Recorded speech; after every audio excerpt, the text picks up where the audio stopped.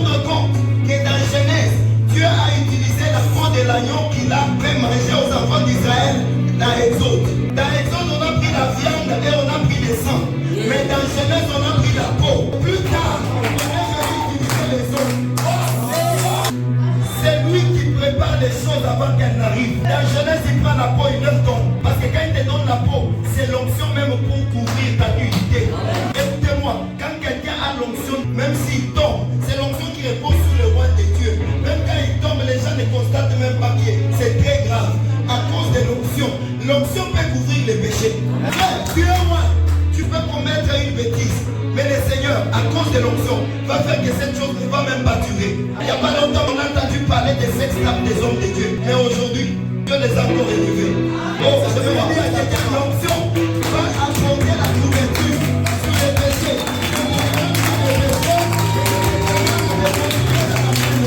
C'est comme ça que quand l'homme pêche, Dieu a déjà la peau pour te couvrir. Voilà pourquoi la Bible dit, si tu confesses qu'il est fidèle et juste pour te pardonner pour tes péchés. Parce que la présence de l'onction, c'est la présence aussi de la sanctification.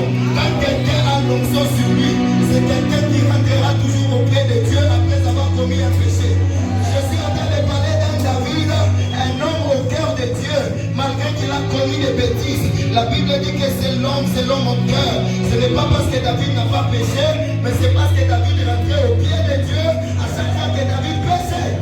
Écoutez-moi, tu es un roi de Dieu. S'il arrive que tu tombes, relève-toi vite. Parce qu'il est écrit, cette fois le juste tombera, et cette fois il se relèvera. Ce n'est pas de la responsabilité de Dieu de te relever, mais c'est de ta propre responsabilité que de te...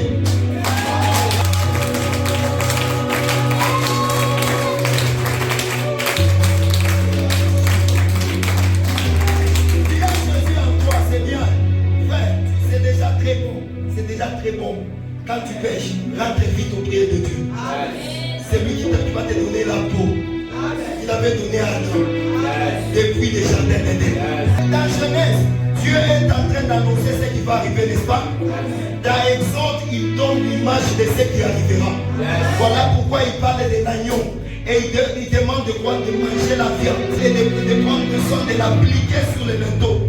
Mais ce qui est bizarre, aujourd'hui là, c'est que nous n'avons pas besoin d'appliquer le sang sur les linteaux. Parce que nous sommes devenus porteurs du sang de Jésus. Parce que le sang de Jésus a coulé à la croix de Golgotha. Que nous sommes porteurs de ce sang. Il est écrit, ils l'ont vaincu à cause du sang de l'agneau.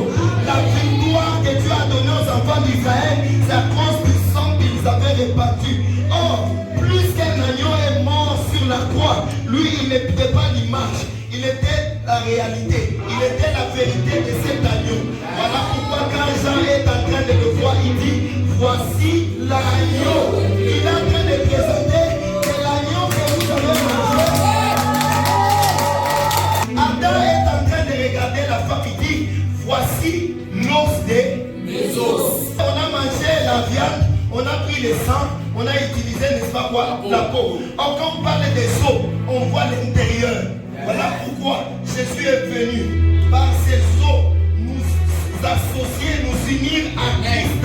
Voilà pourquoi il est écrit dans 1 Corinthiens 6, 17. Si quelqu'un s'unit au Christ, il devient avec lui un seul esprit. C'est-à-dire toi et les sœurs du Seigneur, vous êtes unis.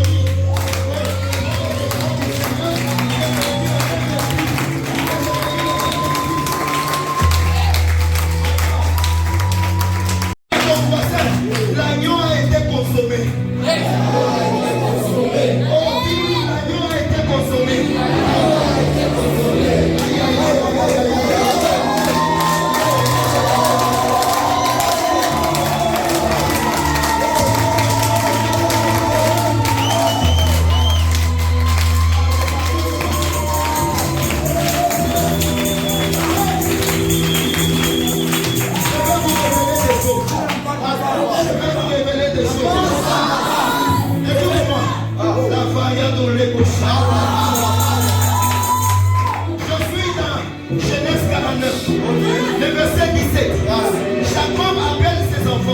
Il est en train de vouloir prophétiser. Venez, je vais vous dire ce qui viendra. Un autre terme, venez, je vais vous bénir. Il dit, dame, toi tu seras un serpent qui va mordre au talon du cheval, afin que celui qui est sous le cheval puisse se renverser. Tu vas te dire, non, comment Dan est un serpent? Comment Dan est un serpent? Est-ce que je vais vous parler du serpent? Quand la Bible parle du serpent, on ne parle pas seulement du diable. Il y a aussi les serpents de reins. Je suis dans Nombre 21. On est en train de parler du serpent de reins. Écoutez-moi, Jacob dit à Dan, toi tu es un serpent. Tu vas mordre les talons de quoi du cheval. Oh, si nous voyons dans Ecclésiaste, le roi Salomon est en train de dire, le prince est en train de marcher à pied tandis que l'esclave est sur le cheval.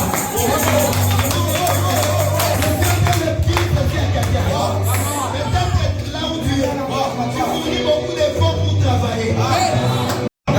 Tu as peur de revenir parce qu'il y a quelqu'un qui s'est assis sur ton cheval.